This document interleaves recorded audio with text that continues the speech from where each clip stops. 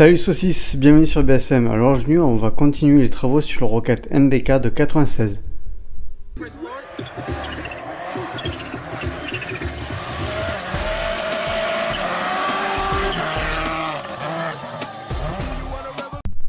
Donc dans la précédente vidéo de la Subaru, je vous avais parlé en fin de vidéo des pièces que j'avais reçues pour le Rocket. Donc là j'avais reçu le faisceau et le démarreur qu'on va refaire en fait l'isolation ici. Yep. Il y a l'isolation à refaire ici et sur la masse aussi. Donc on va s'occuper de ça. Et on va aussi ouvrir le colis. Donc je pense que vous avez vu sur la miniature qu'on va changer en fait le mètre-cylindre. Donc le mètre-cylindre du scooter. Donc sur ce modèle là, il n'y a que les freins à disque à l'avant. Donc on va faire ça. D'abord on va ouvrir le colis que j'ai pas encore ouvert. Et voilà, et après on va s'attaquer au faisceau. Voilà, donc j'ai attendu de faire la vidéo pour pouvoir ouvrir le colis. Alors normalement il y a le mètre-cylindre et des fluides.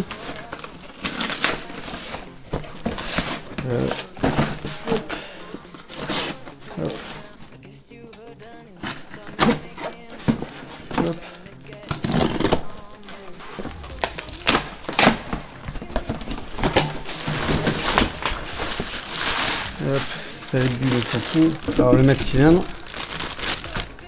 Hop, tout beau tout neuf avec la poignée. Et le contacteur. Voilà, moi j'ai pris le modèle avec le contacteur de stop. Hop, juste là. Voilà, là. Hop, moi j'ai pris le modèle d'origine, 25 €. Donc avec le contacteur de stop. Voilà. Ça c'est bon. Ensuite j'ai commandé de l'huile de transmission. Parce que quand j'ai fait l'entretien, j'avais mis de l'huile de transmission pour voiture 80-90. Mais je me suis rendu compte que j'avais un souci, j'avais pas le même niveau des additifs tout quoi. Donc ça m'a coûté 6 €, donc je préfère être sûr de l'huile. Et j'ai recommandé de l'huile moteur. Voilà, la même, j'ai pris la même. Hop, ça. Et voilà. Voilà, donc maintenant on va refaire l'isolation du faisceau du démarreur.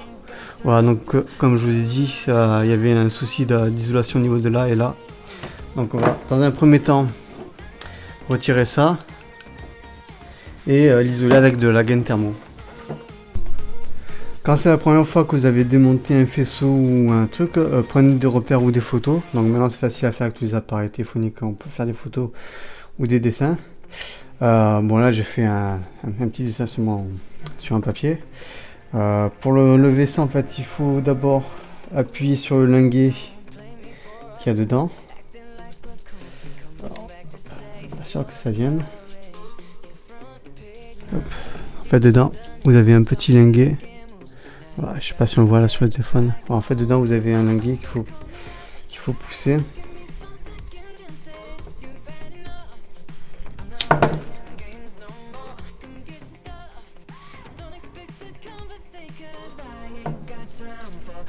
Voilà, hop, c'est venu.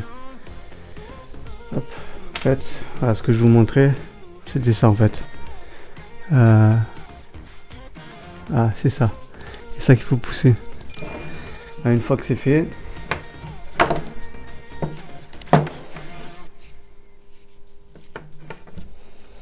hop. Là, je vais le décrocher d'ici. Creusi. Pour moi sur mon démarreur, la vis de la masse était carrément bloquée, donc j'ai dû le mettre dans le taux pour pouvoir le bloquer. Et après il est venu en forçant bien, donc voilà, des fois il faut faire ça. Voilà, donc après il nous suffit juste de retirer ça, l'isolant noir, pour pouvoir retirer la gaine isolante grise. Hop, on fait un peu de découpe.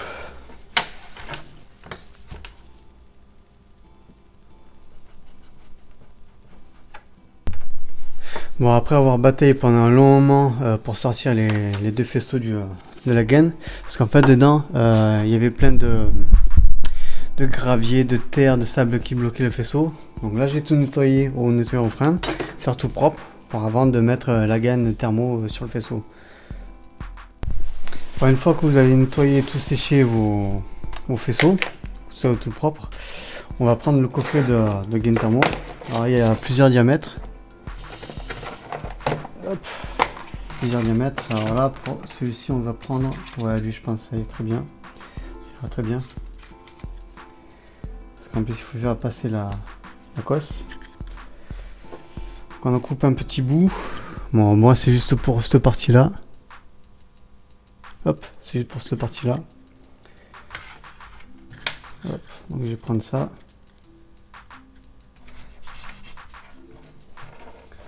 Hop.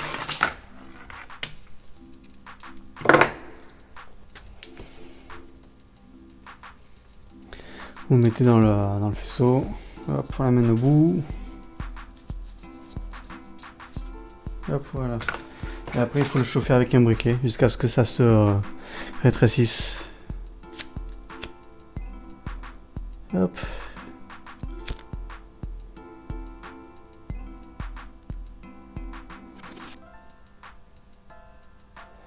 Voilà, bon, là c'est de la gain thermo noire, donc je pense qu'il existe en plusieurs couleurs aussi. Il me semble que j'en ai vu en rouge ou bleu ou noir aussi. D'autres couleurs. Voilà, donc là c'est juste pour l'isoler.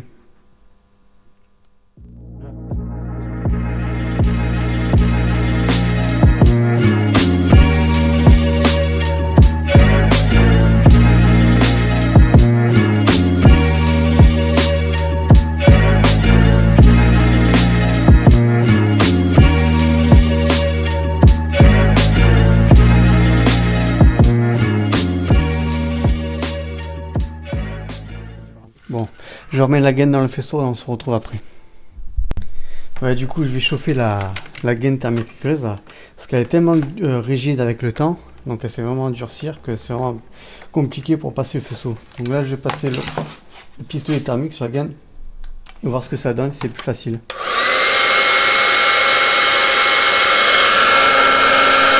Voilà, je vais chauffer comme ça partout. Bon, après avoir bien bataillé pour remettre en place les deux faisceaux là, j'ai remis de la gaine thermo donc, sur la gaine grise. Voilà, donc pour bien faire étanche. Voilà, donc du coup je me suis servi de mon pistolet thermique, hop, pour voir, faire la gaine thermo. Autre part aussi, il existe de la gaine thermo justement avec de l'étain dedans. Donc si vous n'avez pas de 220 volts à côté pour souder ou quoi du faisceau, donc ça peut être pratique. Donc en fait c'est de la gaine thermo pareil, avec de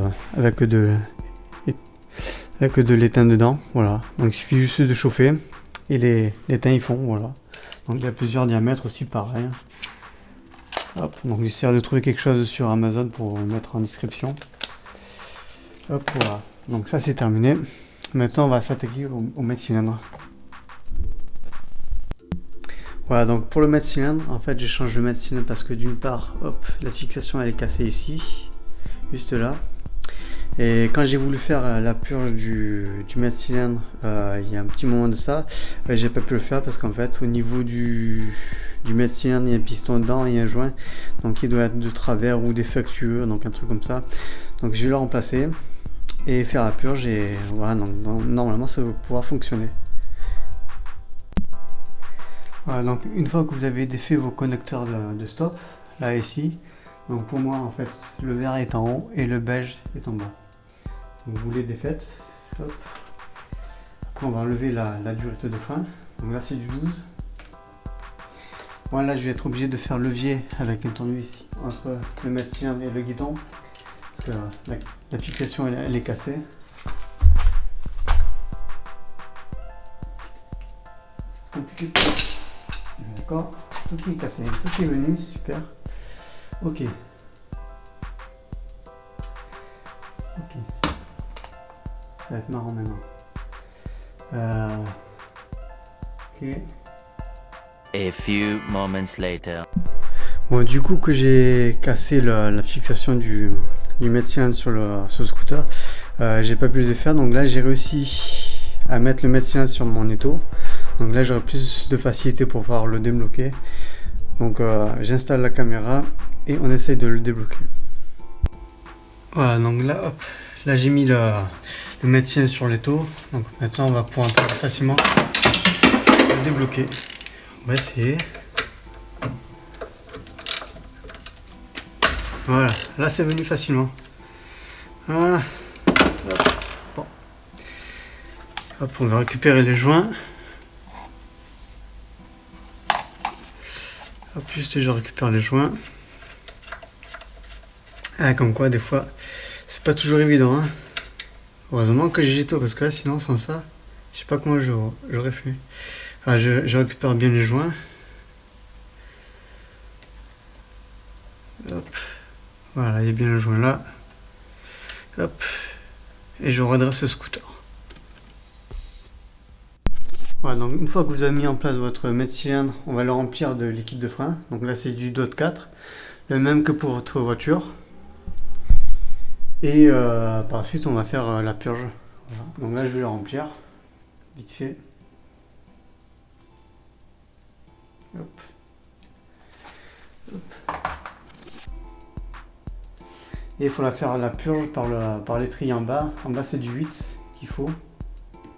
Donc vous préparez votre bidon pour faire la purge. Une clé de 8.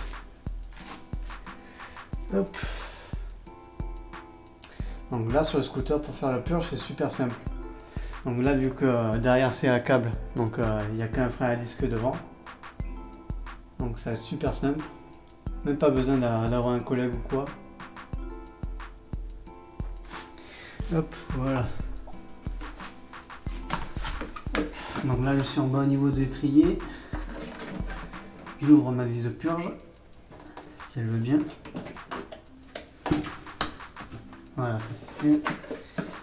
Et après, il n'y a plus qu'à pomper. Oula. Donc là si on voit qu'il y a des bulles qui remontent dans le bocal, ben c'est bon. Et de temps en temps, il faut remettre du liquide aussi, hein. Voilà, donc là c'est dur. Hop. Voilà, donc là c'est bien dur. On va refermer le purgeur.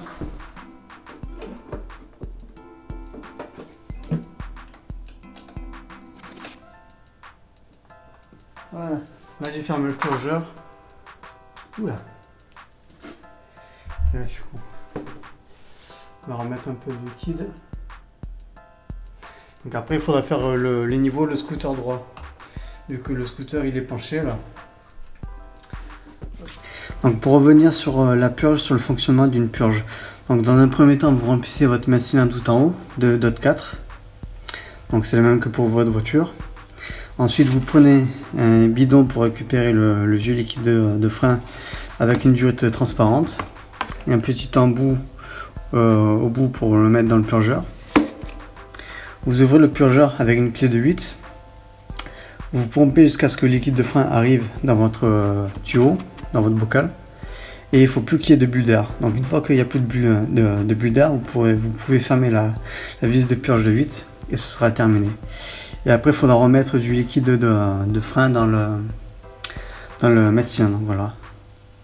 Donc il n'y a rien de compliqué à faire. Donc c'est bon, pour le frein avant ça se fait bien. Après, si à l'arrière vous avez des freins arrière à disque, là le mieux c'est d'être deux pour pouvoir faire la purge. Voilà.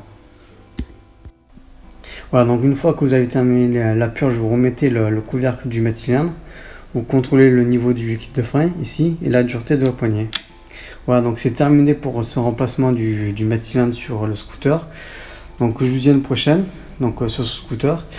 Merci pour le visionnage. N'hésitez pas à vous abonner et je vous dis à bientôt et ciao.